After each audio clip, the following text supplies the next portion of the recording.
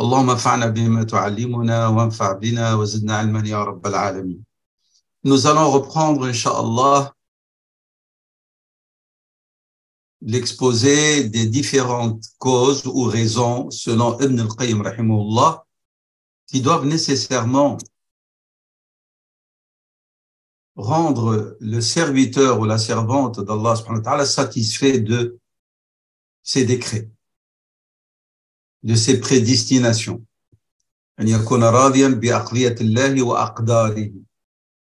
Et nous avons déjà vu presque plus que la moitié de ces raisons qu'il a dénombrées Ibn al-Qayyim à 61 causes ou raisons. Mais nous allons revenir pour mieux approfondir les derniers points et surtout un point que j'ai omis d'analyser, qui est le 46e point.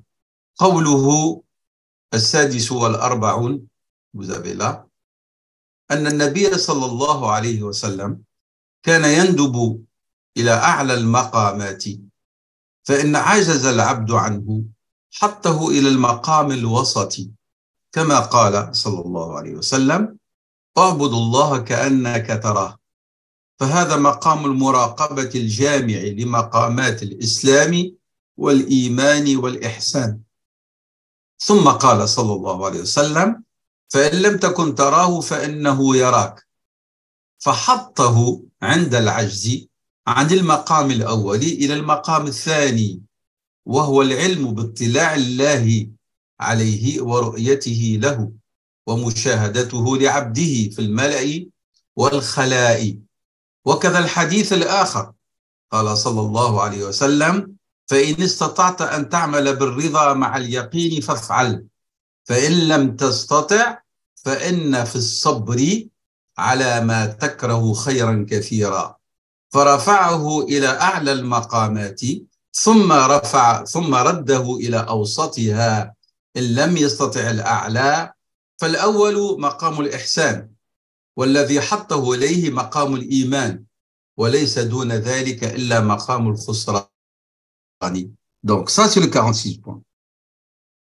Rasulullah sallallahu alayhi wa sallam a pour conduite dans l'éducation de ses disciples et des musulmans d'une façon générale, c'est qu'il les pousse et les incite à chercher le meilleur. Que, par exemple, قوله صلى الله عليه وسلم إن الله كتب الإحسان في كل شيء, le hadith.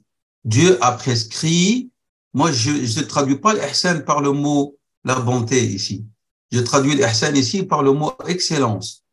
Dieu a prescrit la recherche de l'excellence en toutes choses.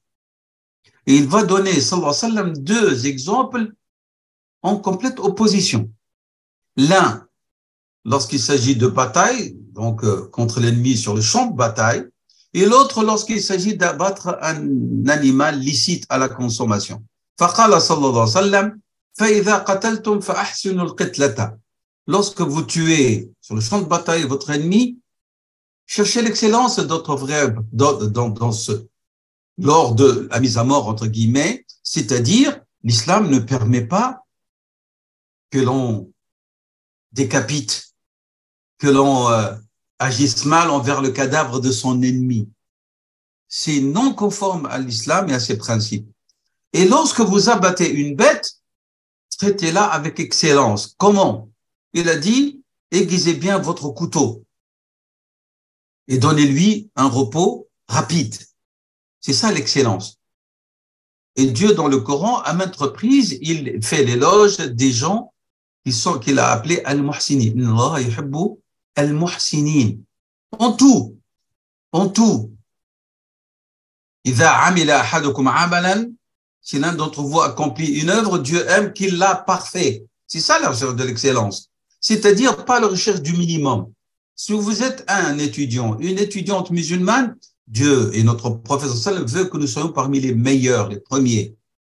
Et non pas on cherche la tangente, 10, 9, 50. Non. Eh bien, dans l'adoration de Dieu, le prophète a incité toujours les disciples à chercher le meilleur. Alors, qu'est-ce qu'il leur dit? Par exemple, il leur recommande, lorsqu'ils demandent à Dieu le paradis, de demander le paradis suprême.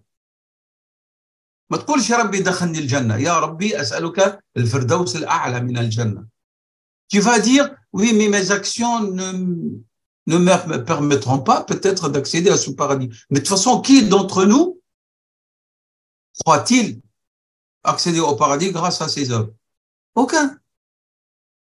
Parce que si Dieu subhanahu wa ta'ala établit et nous juge par la balance de l'équité, aucun d'entre nous n'entrera au paradis. Parce que c'est bienfaits innombrables, on n'a pas assez de bonnes œuvres pour lui en être reconnaissant et l'en remercier, subhanahu wa ta'ala. Donc, c'est pour ça que nous demandons à Dieu de nous juger par Mizan al-Fadl. Qu'il établisse pour nous la balance de la bonté, de la miséricorde. Et le prophète lui-même, il a dit, même moi, je n'entrerai pas au paradis sans la miséricorde de Dieu, sans sa clémence. C'est clair. Et malgré ça, il nous dit, vous voyez comment est-ce qu'il nous pousse à chercher toujours les choses élevées, les meilleures, hein? Al-Ma'ali, et non pas de rester toujours vers le bas. Et donc, il dit ici, lorsque on demande à Allah, c'est un degré très élevé, c'est une station très élevée. Et malgré ça, notre prophète nous dit, et demandez-le à Allah. Demandez-la à Allah. Maintenant, si l'un d'entre nous est incapable, il dit, eh ben, alors là, le réalisme de l'islam, le réalisme que notre prophète sallam avait comme qualité, il nous ramène vers un degré plus bas. Raddahu. Hein, il le ramène vers le milieu. C'est quoi le milieu? Si tu ne sais pas être parmi les radines, sois au moins parmi les patients. Sabirin. Mais si tu n'es pas ravi, si tu n'es pas patient, donc quand tu es dans le mécontentement, donc tu n'as pas la foi. Alors, qu'est-ce qu'il va y avoir? Il y aura comme conséquence, sakhatullahi alayk. Ben, tu vas encourir le courroux de Dieu et sa colère. Donc, le plus haut degré, c'est quoi? C'est la satisfaction, l'acceptation avec satisfaction des décrets d'Allah. Tu n'es pas à ce niveau-là, au moins, il a dit, sallallahu alayhi wa sallam, فافعل فإن لم تستطع فإن في الصبر على ما تكره خيرا كثيرا. Lorsque tu patientes, tu acceptes et tu commences pas à te plaindre de Dieu auprès d'un tel et d'un tel et d'une telle et d'une telle, eh ben, il y a un bien immense que tu vas acquérir.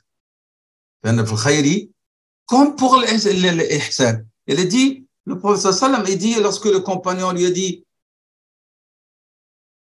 Sayyidina Jibril lui a dit de lui donner la définition, il a dit de l'ihsan, ta'bud Allah ka'annaka tara. Mais tout le monde n'arrive pas à réaliser cette station spirituelle et هذه الدرجة الإيمانية أنه يعيش وكأنه في حضرة الله. Alors il nous a ramené à un degré plus bas.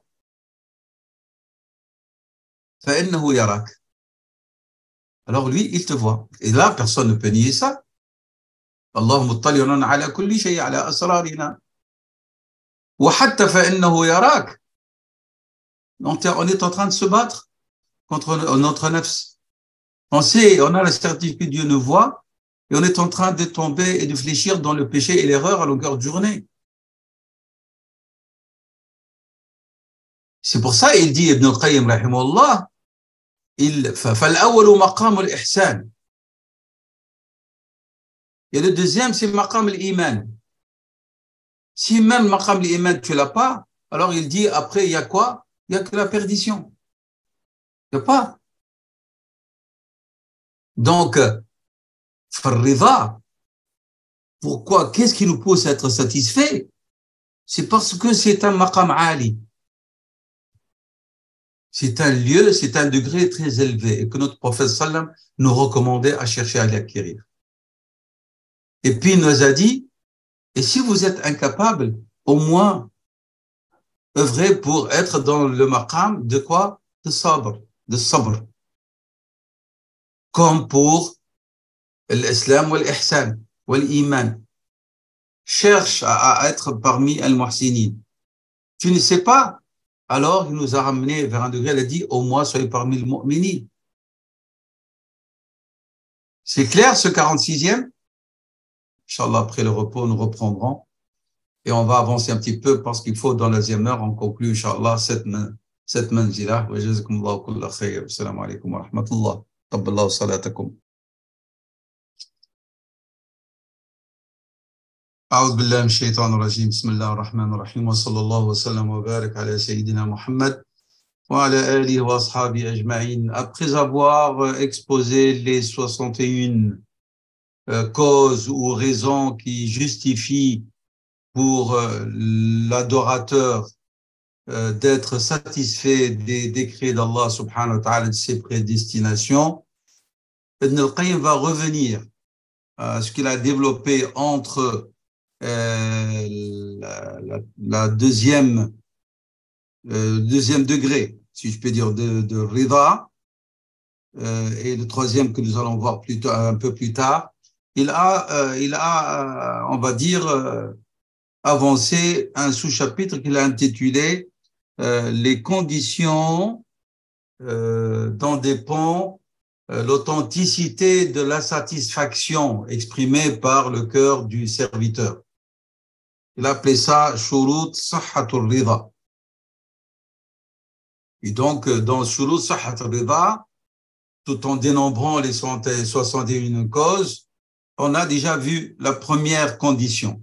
Là, il dit, on revient maintenant, voilà, il dit ici, الشرط الثاني في صحة الرضا من شروط صحة الرضا فنرجع إلى شرح كلامه. Nous allons revenir maintenant à expliquer, il dit, à commenter le discours de l'imam al-Harawi rahimahullah ta'ala. قال الثاني, la deuxième condition, pour que lorsque vous dites أنا راضي, est-ce que votre rida est conforme ou non? Est-ce qu'il est authentique ou non? سقوط الخصومة عن الخلق. Il a déjà donné un avant-goût à cela, Ibn al-Qayyim, dans les différentes causes. Hein? C'est-à-dire quoi? Lorsqu'il dit سقوط الخصومة عن الخلق, c'est-à-dire que lorsqu'il t'arrive où tu subis un décret d'Allah subhanahu wa ta'ala, et en général, les gens, ils réagissent lorsqu'ils sont éprouvés par un mal, entre guillemets, parce que le mal, c'est indéfini.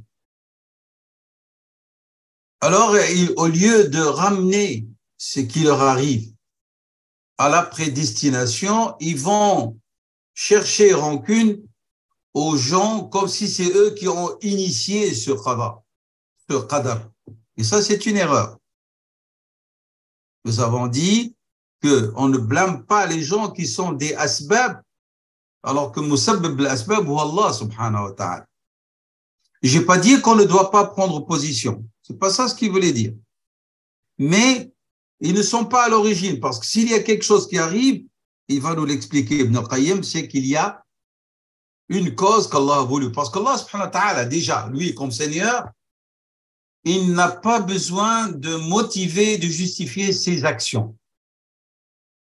Cheikh Saïd Ramadan al-Boudi, dans son livre Kubra al-Yaqiniyat al-Kawniyya, dont je vous ai recommandé à certains moments de le lire, il dit أن الله سبحانه وتعالى لا يحتاج إلى العلة الغائية. Dieu, lorsqu'il fait quelque chose, il n'a pas besoin de justifier. Allah subhanahu wa ta'ala, par essence, il est l'omniscient. Par essence, il est le sage. Il est l'excellence même, subhanahu wa ta'ala. Allah, il est le parfait. Et donc, il n'a pas besoin de justifier ni de motiver. Et malgré ça, par bonté, il y a des choses qu'il a motivées explicitement et d'autres qui par allusion et d'autres non. Et donc, pourquoi? Pour tester, interroger la qualité de notre foi et de notre soumission. Et nous avions dit à maintes reprises que la règle chez les vrais croyants et croyantes, lorsqu'ils sont devant un décret d'Allah, comme Dieu dit dans le Coran, Sama'na wa ata'na. Sama'na wa ata'na. Maintenant, je répète, ce cheminement spirituel qui va amener un croyant à dire nous avons entendu, nous obéissons, il a été au préalable précédé par quoi? Par toute une démarche de recherche convictionnelle, c'est qu'il croit en Dieu en toute certitude, après, d'une manière consentie et réfléchie sur l'existence de Dieu, subhanahu wa ta'ala, sur ses attributs, sur la véracité de la prophétie, la véracité de la prophétie de Sayyidina Muhammad sallallahu alayhi wa sallam, la véracité que le livre, le Coran, est la parole de Dieu parfaite, révélée. Lorsqu'il arrive à cheminer ainsi, après lorsqu'il se trouve devant un décret ou devant une sentence divine, il n'aura pas d'autre attitude que de dire sama'na wa ata'na. C'est clair?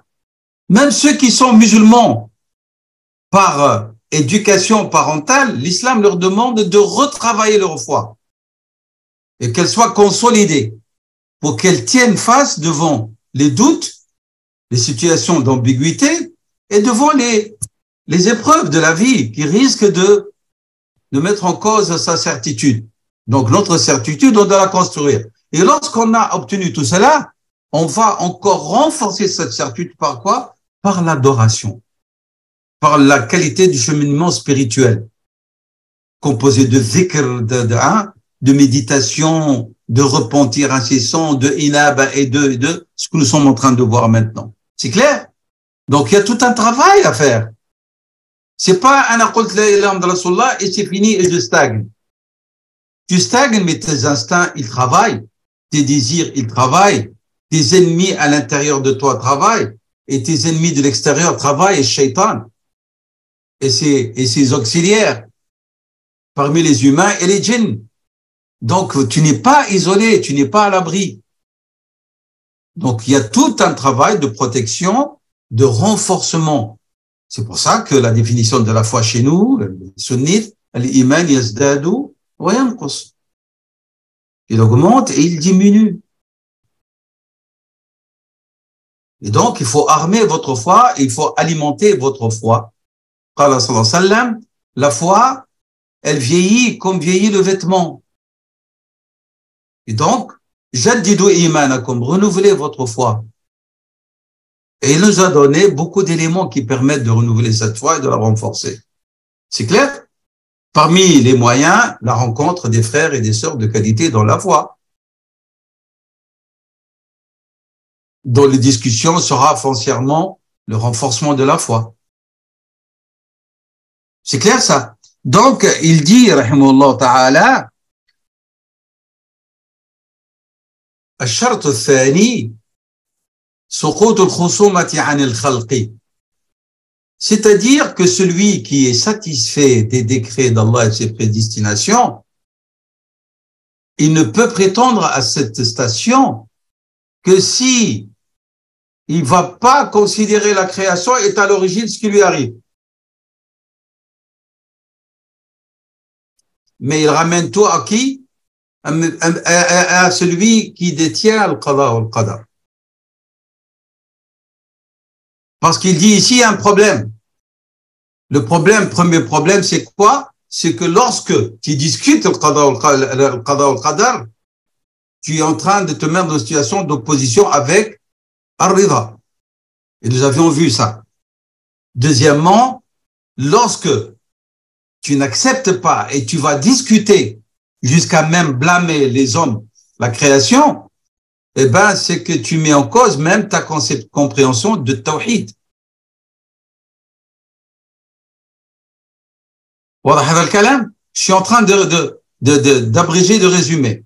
Maintenant, imaginons que nous nous trouvons dans des situations, par exemple, une situation générale dans le monde musulman, c'est qu'ils sont tous victimes de la tyrannie.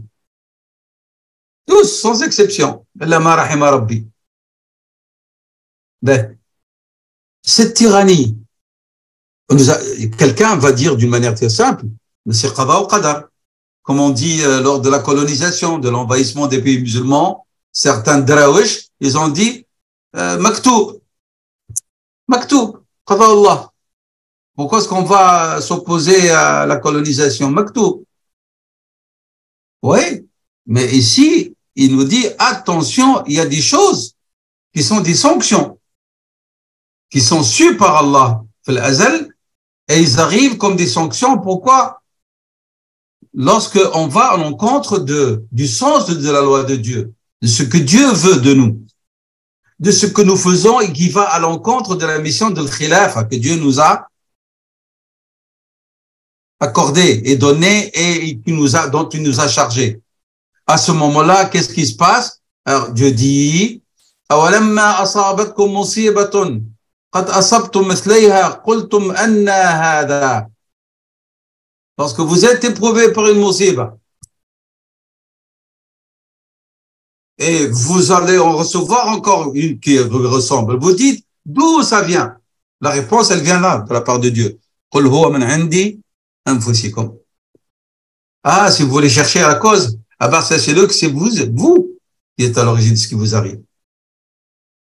قُلْ هُوَ مِنْ عِنْدِي أَنفُسِكُمْ. Par exemple, lorsqu'il y a tyrannie, c'est parce que les hommes, ils sont injustes envers eux-mêmes. قال صلى الله عليه وسلم كما تكونوا يولى عليكم. Quand vous allez être, seront vos chefs. On ne trouve pas des anges dirigés par un shaitan.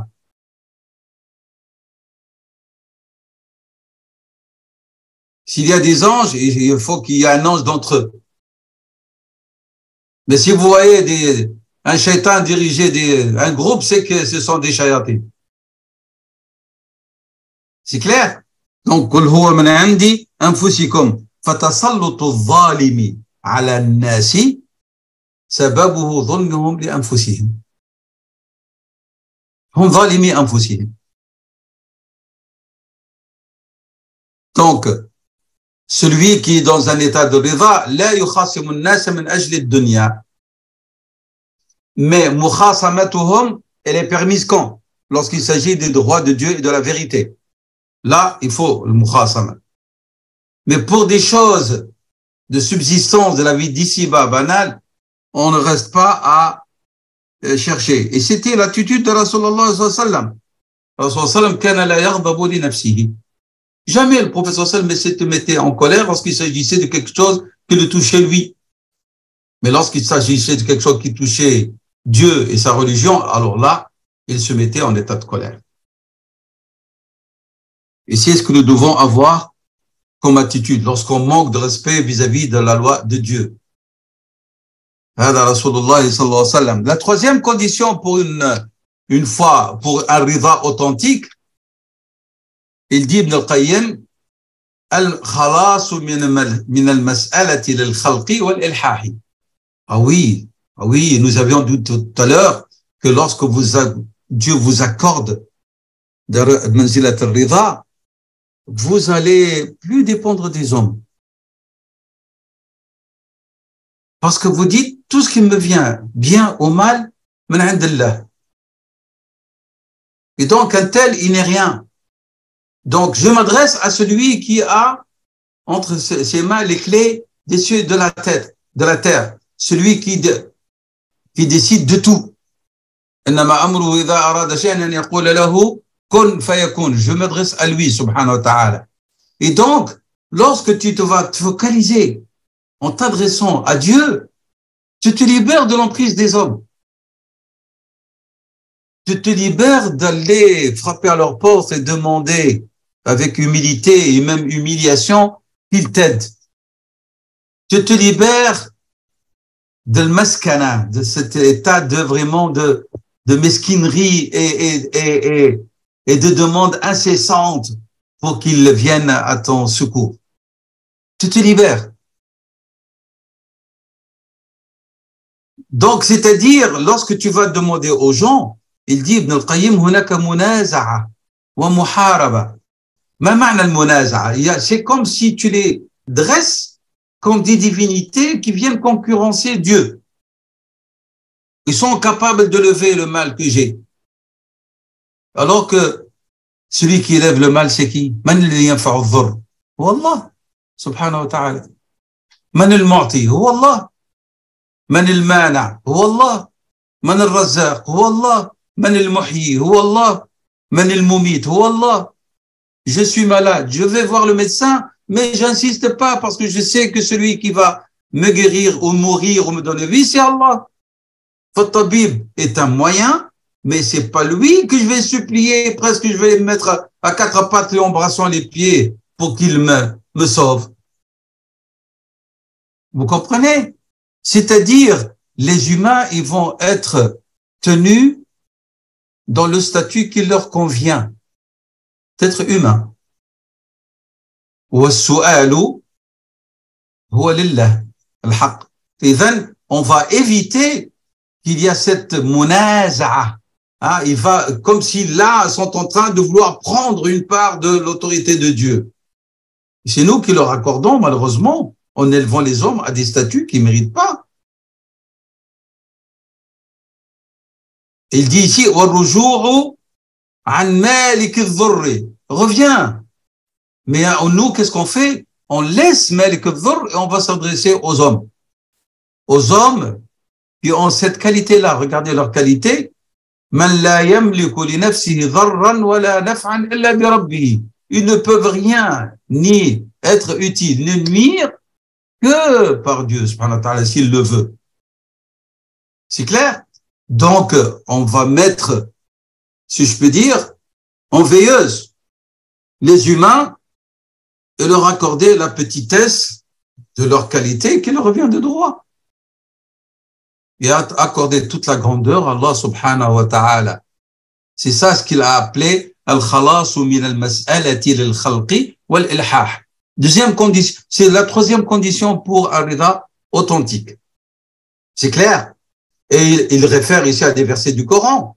Regardez les croyants qui sont dans la pauvreté, dans l'indigence, et qui sont dignes, et qui savent que Al-Mu'ti huwa Allah qui donne ses dieux, qu'est-ce qu'ils font? La ya'rifuhum an-nas. Les gens ne les connaissent pas. Pourquoi? Parce qu'ils se cachent. Des gens, et ils évitent d'aller frapper à leur porte et d'insister dans leur demande. Hein? La yas'aluna an-nas al-hafa. Ma ma'na al-hafa? Ay bil-ilhah. Ils ne demandent pas aux gens avec insistance. Il vient, c'est une sœur ou c'est un frère, il est vraiment dans un besoin urgent, il vient te parler d'une manière digne, une fois. Tu lui accordes aucune importance, il ne reviendra jamais frapper à ta porte ni te rappeler ce qu'il t'a dit. Jamais de la vie il va revenir. Et on doit voir cette qualité-là. On s'est trouvé dans un besoin, je parle à un frère, il est médecin, ou elle est doctoresse, ou elle est ingénieur, ou elle est ceci. Qu'est-ce que tu penses? Est-ce que tu peux pas me conseiller quoi? Inch'Allah, Inch'Allah, il te dit. Inch'Allah, qu'il a utilisé ce frère, entre guillemets, c'est Inch'Allah ta'taswif. Pas Inch'Allah des musulmans. Parce que l'Inch'Allah des musulmans, elle est suivie par une action. Le taswif, c'est-à-dire on verra. Inch'Allah, on verra. Eh ben, ceux qui ont cette qualité, il ne va pas revenir à la charge. Hein. Il t'a demandé une chose et il a vu ton aptitude, il ne reviendra plus jamais te demander. Parce qu'ils ont une dignité. Hein? Ça, c'est la qualité. Et ici, il ouvre de parenthèses, mais on ne va pas trop s'attarder. C'est lorsqu'il y a des gens, ils ont une maladie du cœur. C'est qu'ils demandent tout et n'importe quoi, même s'ils ne sont pas dans le besoin. Ça, c'est pas digne de ceux qui ont la qualité de la foi. Ah,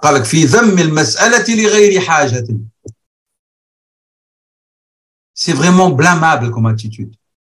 Même il va plus loin, Ibn al-Qayyim il dit, mais c'est interdit. Allez, la mendicité, elle n'est permise que lorsqu'il y a besoin et nécessité, il dit Ibn al-Qayyim. Pourquoi? Parce que déjà, par principe, si tu es un vrai croyant, tu vas demander à Allah avant tout, avant de demander aux gens. Tu es dans le besoin, va faire de rakat.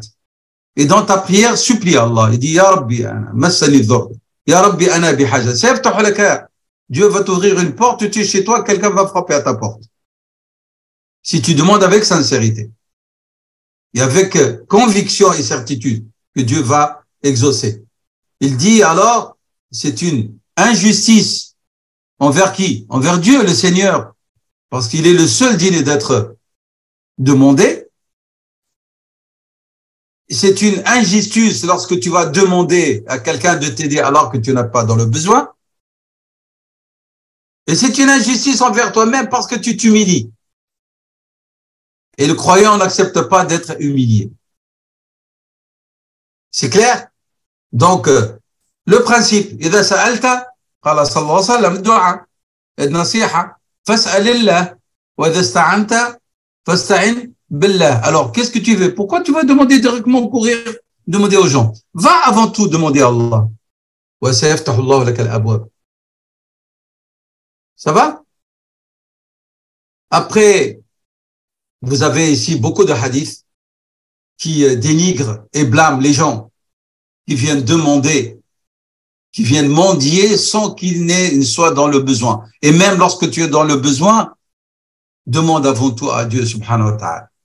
Alors il cite ici des hadiths, on va s'arrêter devant un seul hadith qui est rapporté dans le Bukhari Muslim, d'après Abdullah ibn Umar radiallahu anhuma, قال صلى الله عليه وسلم ما يزال الرجل يسأل الناس حتى يأتي يوم القيامة ليس في وجهه مزعة لحم.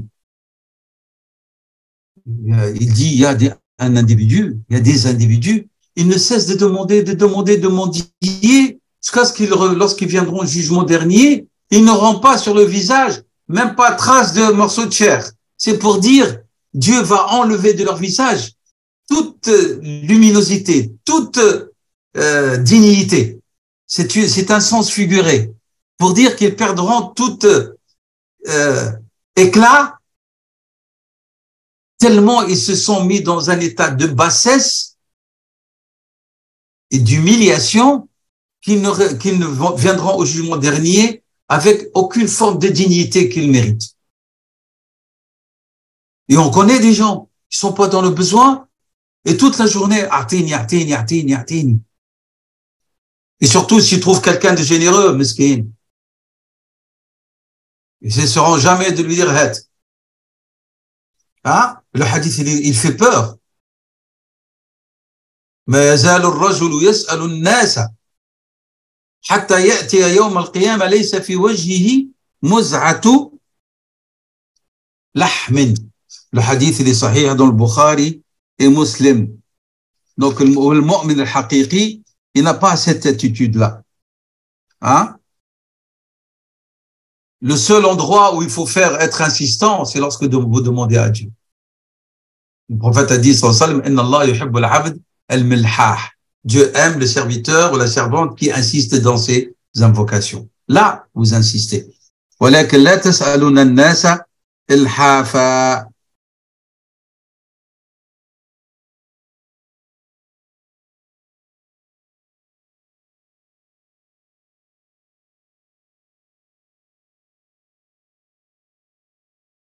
Il y a un hadith rapporté par Nasa'i, Ibn al-Farasi,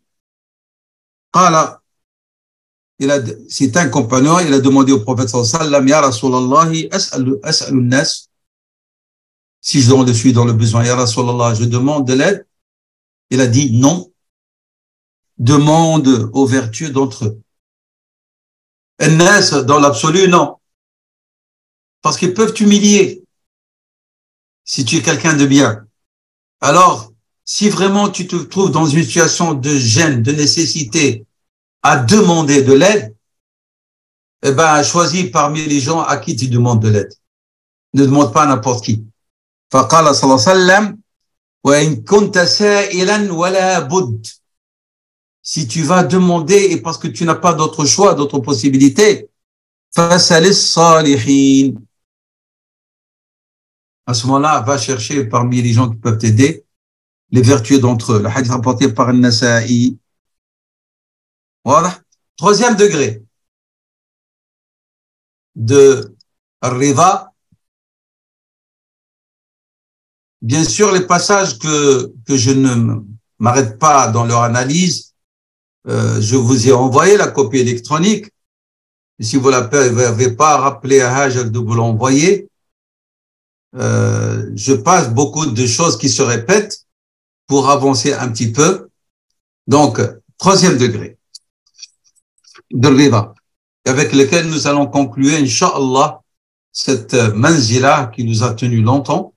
Et j'espère que vous avez assimilé toutes ces vérités spirituelles que Ibn al-Qayyim, rahimahullah ta'ala, l'imam al-Harawi, a réussi à nous consigner, à nous transmettre, rahimahullah ta'ala, radiyallahu anhum. قال الدرجة الثانية الرضا برضا الله. الرضا برضا الله.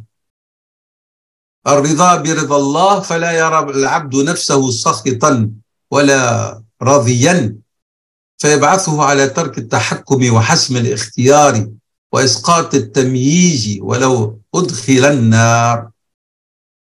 هذا كلام كبير, on va essayer vraiment de le résumer. Premièrement, chacun d'entre nous doit savoir que si vous êtes dans un état de rida, sachez que cela est dû à l'assistance de Dieu subhanahu wa ta'ala. فإذا أنت رضيت فلا تدعي أنك من الراضي. Si tu te sens que tu es satisfait et que tu vis cet état spirituel, ne dis pas c'est grâce à mon effort, c'est grâce à ma mujahada, à mon effort spirituel, mais dis plutôt j'ai acquis cette station par gratification de la part de Dieu subhanahu wa ta'ala et par son assistance subhanahu wa ta'ala. C'est-à-dire, ne t'arrête pas à contempler cet état dans lequel tu te trouves. Vous vous rappelez, on avait parlé de ça dans le temps pour d'autres situations où lorsque l'individu sent qu'il est dans un état de la méditation réelle, il va s'arrêter à se dire oh, alhamdulillah, je suis parmi ceux qui ont aussi réussi la méditation. Le shaitan va s'infiltrer par là, il va te dire hey, tu dois être content. Et lorsque tu es dans cet état de contentement, ton nafs a tiré profit. Elle a tiré une part et qui risque de l'induire dans un état de gloriole, de contentement qui peut faire naître de la vanité, de l'orgueil. Et c'est dangereux. Donc, salihin, lorsqu'ils sensent qu'ils vivent un degré de spiritualité qui devient entre guillemets presque permanent, ils ne restent pas à le contempler. Ils vont se retourner vers celui qui leur a donné et ils vont multiplier leur adoration vers le gratificateur qui est Allah subhanahu wa ta'ala. Donc il dit, Ibn al-Qayyim rahimahullah ici, il dit, ne t'arrête pas devant ce maqam, ce degré de rida, mais reviens vers ton Seigneur qui te l'a accordé, qui t'a aidé. Parce que si tu t'arrêtes, tu vas prétendre que c'est grâce à toi que tu as acquis cette situation et cet état spirituel. Et ceci est dangereux pour celui qui cherche à cheminer dans la voie de l'adoration et de la dévotion. Pourquoi? Parce que la vraie dévotion, elle est quoi? Elle est soumission, elle est humilité et absence totale de prétention. C'est ça l'ubudiyya. L'ubudiyya al-haqqa, c'est soumission, humilité et absence totale de prétention. Tu prétends à rien. Tu ramènes tout à Rabb al-Alamin. C'est clair? Parce que c'est le danger, c'est que tu vas être satisfait de toi-même.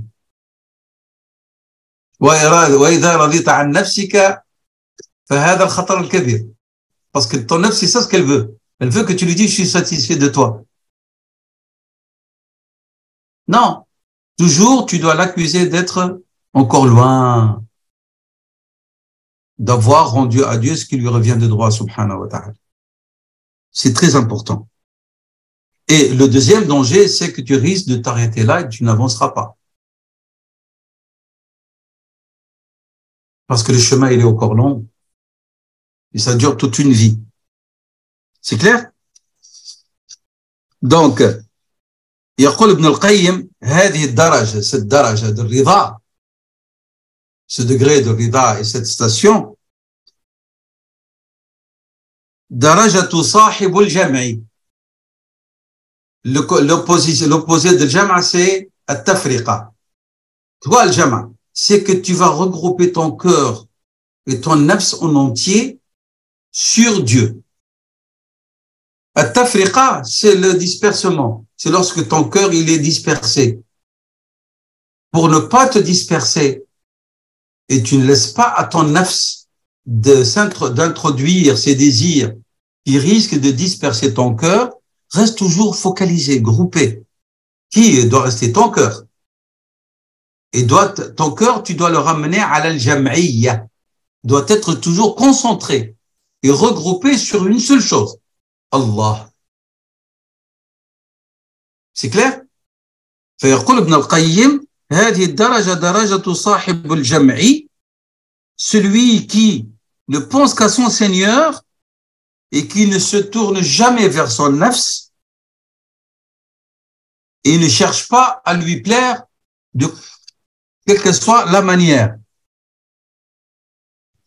À ce moment-là, eh ben, si vous êtes parmi ceux qui regroupent leur cœur entièrement sur Dieu, à ce moment-là, vous savez qu'est-ce que Dieu vous donne? Eh ben, vous allez être dans cet état du hadith Qudusi, dans lequel Dieu dit, فَبِي يَسْمَعُوا وَبِي يُبْصِرُوا وَبِي يَبْطِشُوا. Le hadith, لَا زَالَ عَبْدِي يَتَقَرَّبُ إِلَيَّ. Bien sûr, après avoir, il n'y a pas meilleure chose, Dieu dit dans ce hadith Qudusi, par lequel mon serviteur se rapproche de moi, plus que ce que je lui ai prescrit. D'accord là? Première chose, condition sine qua non, ici. Les prières à leur heure. Surtout salat subh. Est-ce qu'on peut prétendre, est-ce que quelqu'un, ça me prend, je vais être très clair, est-ce que l'un d'entre nous peut-il prétendre vouloir cheminer dans cette spiritualité intense? Oh, il fait jamais la prière du subh alors? Ça m'a dit. Il a le culot, ou elle a là sur le culot de rester jusqu'à 2 heures du matin à regarder la télé ou à être sur les différentes plateformes. Et puis elle s'endort, elle se réveille pas pour la prière du subh, ou il s'endort, il ne se réveille pas pour la prière du subh à l'heure. Mon père, il veut cheminer spirituellement. Mais il faut pas jouer, il faut pas être quand même. C'est pour ça le hadith Qudusi, qu'est-ce qu'il dit? Il n'y a pas meilleure chose que Dieu aime le plus que lorsque son serviteur s'acquitte de ce qu'il lui a prescrit, obligation. Puis il a dit, Allah subhanahu wa ta'ala, وَلَا يَزَالُ عَبْدِي. Puis mon serviteur, il va faire du rajout, du supplément. Quoi? Des actes surrogatoires. Le jeûne, la prière, les aumônes surrogatoires, volontaires, le dhikr, l'istighfar, etc., etc. La bonté envers ses liens de parenté. Zakat de toutes différentes sortes, pas zakat obligatoire, hein. Zakat l'ilm. Dieu t'a donné à savoir, tu dois acquitter de la zakat de l'ilm. Dieu t'a donné une autorité, tu vas t'acquitter de la zakat de cette autorité, tu vas l'utiliser pour aider ceux qui sont dans le besoin. Il y a zakat al-wujuh, disent les malikites. C'est quoi le malikite, le wujuh? Tu es quelqu'un qui est de notoriété dans ton domaine où tu travailles. Alors, qu'est-ce que tu fais? Tu utilises ta notoriété pour aider les autres. Ça s'appelle zakat al-wujuh, عند المالكية. C'est clair? Et donc, ولا يزال عبدي يتقرب إلي بالنوافل حتى أحبه. C'est ce que je l'aime. C'est pas ce que toi tu aimes Dieu. C'est ce que Dieu t'aime. Alors, à ce moment-là, dans cette version, فبي يسمعوا, il va entendre par moi. وبي يبصروا, il va voir par moi. Et par moi, il va agir contre ceux qui veulent faire du mal ou du tort. C'est pour ça il a dit هذا المقام, c'est un maqam, الجمعية. Et lorsque vous êtes dans ce maqam, vous êtes dans la satisfaction vous êtes dans la satisfaction de votre Seigneur. أنت راض عن ربك. Et le résultat, فيرضى عنك. ما معنى راض عن ربك؟ يعني راضي de ce que ton Seigneur t'a prédestiné, t'a prescrit. هذا معنى الرضا. فنسأل الله سبحانه وتعالى أن يكون من الراضين عنا وأن نكون من الذين رضوا عنه رضي الله عنهم ورضوا عنه وأن يجعلنا ممن يستمعون القول فيتبعون أحسنه. اللهم صل وسلم وبارك على سيدنا محمد وعلى آله وأصحابه أجمعين. Inch'Allah ta'ala, la prochaine fois, nous allons revenir à l'ordre des stations que nous avions délaissées pour avancer l'analyse et l'étude de Daraj al-Rida. Et nous reprendrons la 32e station, si je ne me trompe pas, Daraj al-Taslim, la station de la soumission, Inch'Allah ta'ala, qui est située donc à l'avant de cet ouvrage d'Ibn al-Qayyim rahimahullah dans son commentaire, pas uniquement dans son commentaire, mais dans son exposé à lui de ce que veut dire le cheminement et la transcendance spirituelle. Madaris salikin bayna manazil iyyaka na'budu wa iyyaka nasta'in. Donc daraja al-thaniya wa thalathun, daraja at-taslim incha'Allah ta'ala. Wallahu a'lam. Wa sallallahu wa sallam wa barak ala sayyidina Muhammad وعلى آله وأصحابه أجمعين.